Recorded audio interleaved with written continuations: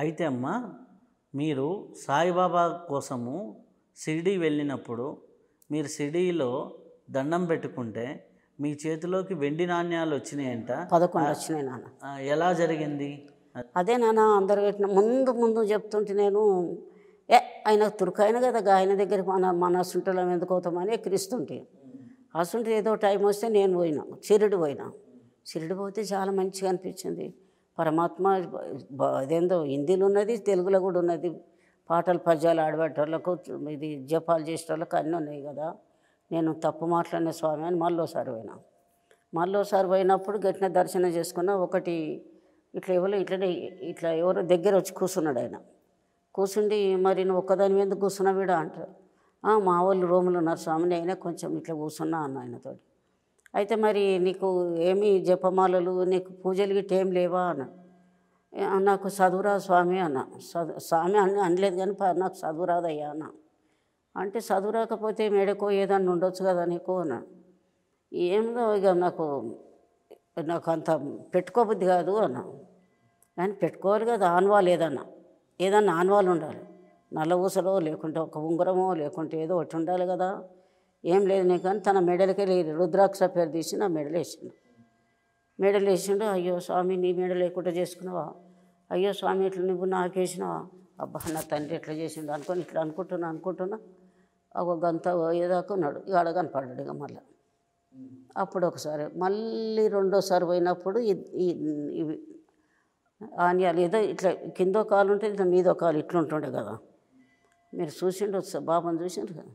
ఈ మీద ఉన్న కాలును కింద ఉన్న కాలు ఇక్కడో చేయి అక్కడో చేయి పెట్టి దండం పెడుతున్నా. 2 కాళ్ళను పట్టుకున్నాం. 2 కాళ్ళను పట్టుకున్నాక అట్లనే కూర్చుండి అట్లనే మోకాల మీద కూర్చుండి దండం పెట్టుకుంటుంటే అది ఇక అంత గుర్తులేదు. పెట్టిన అట్లనే దండం పెట్టుకుంటుంటే ఆ చేతులు ఇట్లా ఆ చేయి కింది చేయి మీ చేయి ఒక్కదానికి వచ్చి ఇట్లా ఉండదేమో. ఇట్లా ఉన్నప్పుడు అందరు ఇట్లా పెట్టుకుంటారు కదా. అవి వేసేటప్పుడు ఈ చెయ్యి కొంచెం ఇట్లా అయ్యిందేమో. ఒక్కొక్కటి వేస్తుంటే పబ్లిక్ అంతా చూస్తుండట. ఆమె చేతులు ఏమో పడుతున్నాయి, బాబు ఏమో వేస్తుండ్రు. ఒక్క మనిషి అక్కడ ఎవరు లేరుగా. ఒక్కొక్కరినే మీదకి ఎక్కనిద్దరు, ఎవరు లేరు. ఒక్కదాన్ని ఉన్నా అమ్మ చేతులేమో, ఆమె చేతులేమో పడుతున్నాయి, ఆమె చేతులేమో పడుతున్నాయి అని అట్లనే లొల్లి అయిపోయిందట. అయినాక 11 అయిపోయినాక గట్టిగా అయిపోయింది. అయినాక అప్పుడు మన మీద గుర్తొచ్చింది అనుకొని ఇట్లనే బిగ్గర పట్టుకొని అప్పుడు ఇల్లు అందరికి సప్లై చేసేదానికి పోలీసు వాళ్ళు వచ్చిండ్రు. ఇంత పెద్ద లొల్లి ఏంది, ఏమిటిది, ఆమె ఏం చేసిందని అట్లా ఇట్లా అని పోలీసు వచ్చి వాళ్ళని అనగబెట్టి వాళ్ళని బతిలాడి బుదిగిచ్చి అమ్మతోటి మేము చూపిస్తాం కానీ మీరు అట్లా పెట్టకుండా అంటే ఇక అట్లనే అడికెళ్ళి వచ్చి ఒక స్టేజ్ మీద నిలబెట్టామా, నీ చేతుల పదార్థం ఏముందో ఒక్కసారి లోకాన్ని చూపిస్తే వాళ్ళందరూ దర్శనం చేసుకుంటారు, బాబాతో మాట్లాడతారు. ఒక్కసారి నీ చేతులు ఇప్పుని రమ్మ అంటే ఇట్లా ఇప్పే వరకు 11 ఉన్నాయి. తెల్లగా వాళ్ళు ఇచ్చిన నంబరు తన ముందటికి ఇది ముద్ర అట్లా. ఇక అప్పుడు 11 ఇచ్చినాడే. ఇస్తే కొంతమందికి ఇక ఒకటి ఇచ్చినా కానీ ఇక ఇంకొండే 4-5 ఉండి ఇక్కడ దాచిన కానీ అదికి వస్తలేదు. అయితే అమ్మ, మీరు ఈ స్థలానికి వచ్చినప్పుడు పుట్టొచ్చింది అంటారు. పుట్ట అది ఎట్లా వచ్చింది అసలు? అదే అనాదన పుట్ట నేను నిలబడ్డా కదా బండ మీద. ఆ బండ మీదనే అది తెల్లారి వరకు అంత పెద్ద పుట్ట. ఇప్పుడు స్వామి ఉన్నాడు కదా, అంత పెద్ద పుట్ట వచ్చింది. అది ఎట్లకెళ్ళి వచ్చింది? కొంతమంది గుండ్లకు రాళ్ళకు నెరుస్తారంటారు కదా, అట్లా రాళ్ళకు నెరిచేది ఈయన పుట్టతోటి మట్టితోటి వచ్చింది భగవంతుడు. అమ్మ, మీరు ప్రతిష్ఠ చేసేటప్పుడు ఇట్లా చేతులు పెట్టినప్పుడు మీకు చేతుల్లోకి వజ్రాలు వచ్చినాయి అంటారు. అది ఎట్లా జరిగింది? అది అంటే ఇట్లా ఉంటాయి నాన్న, చేతులు ఇట్లనే ఉంటుంది అంటే వస్తుంది. రాయల డైమండ్ వచ్చింది కూడా ఇట్లా అంటేనే ఇంత పెద్దది వచ్చింది. అక్కడ జిఆర్ స్వామి ఉన్నాడు. అదే ప్రతిష్టప్పుడు జిఆర్ స్వామి వాళ్ళందరూ ఉన్నారు. అది ప్రతిష్ట చేశాడు, స్వామితోటి చెప్పించినాం కదా. అయితే స్వామి అన్నాడు డైమండ్ చిన్నది తెచ్చారు మా వాళ్ళు, ప్రతిష్టకు లోపల ముత్యము పౌడం ఇవన్నీ పెడతారు అన్నట్టు. అయితే ఇది డైమండ్, ఇది ఆయన చిటికనీరు కూడా జాడదు ఇంత పెద్ద భగవంతునికి. మరి గింత చిన్నది తెస్తే చాలు తాతయ్య అన్నాడు. మా దుర్గయ్య గారు అని ఉండే ఆయన పెద్ద కమిటీలో. అంటే స్వామి నేను ఒక్కటి అడిగి చెప్తా స్వామి, మీరేం బాధపడకండి. ఒక్కసారి మా స్వామి అమ్మపైకి వచ్చి, ఎప్పుడన్నా నాకు ఆలయం కట్టినప్పుడు నా కింద పెట్టితాను, నేను ఇంత పెద్ద డైమండ్ ఇస్తా, అది పెట్టి నన్ను కూర్చోబెట్టుంది, ఎప్పుడన్నా మీరు ఆలయం కట్టినప్పుడు ఆ పని చేయండి అంట అని ఒక్కసారి చెప్పిండు స్వామి. ఇది 10-15 ఏళ్ళ కింద చెప్పిండే ముచ్చట అని. ఒక 5 నిమిషాలు మనను అమ్మను మౌనంలో ఉంచుంటాను, అమ్మను బతిలాడుతా అన్నాడు.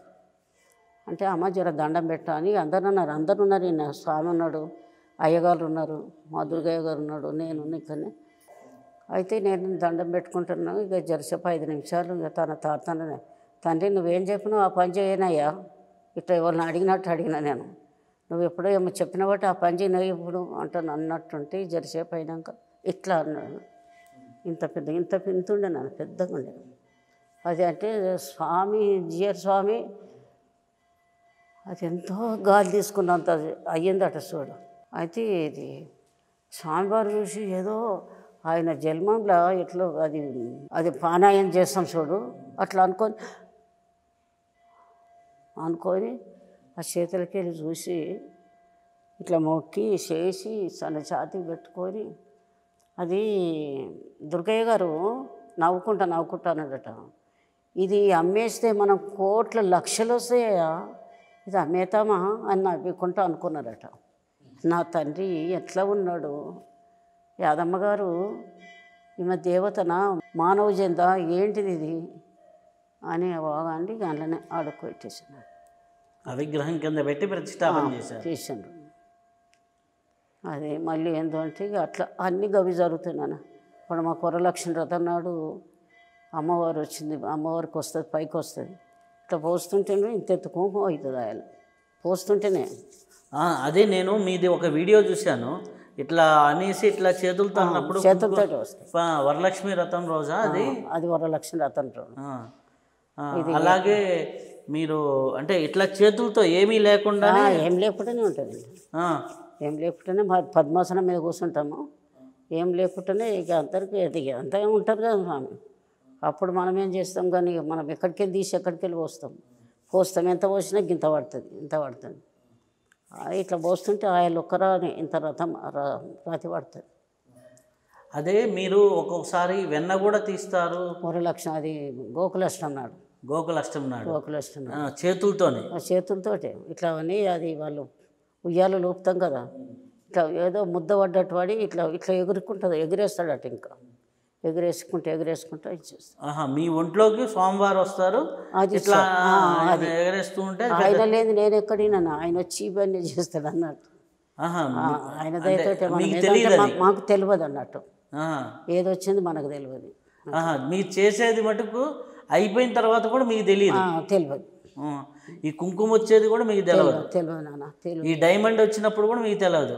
ఏది వచ్చినా మనకు తెలియదు, ఏది వచ్చినా మీకు తెలియదు, అంతా స్వామి చేస్తున్నారు, అంతా ఆయననే చేస్తున్నాను. అవును, మీరు నరసింహస్వామిని దోస్తు అంటారు, అదెలా?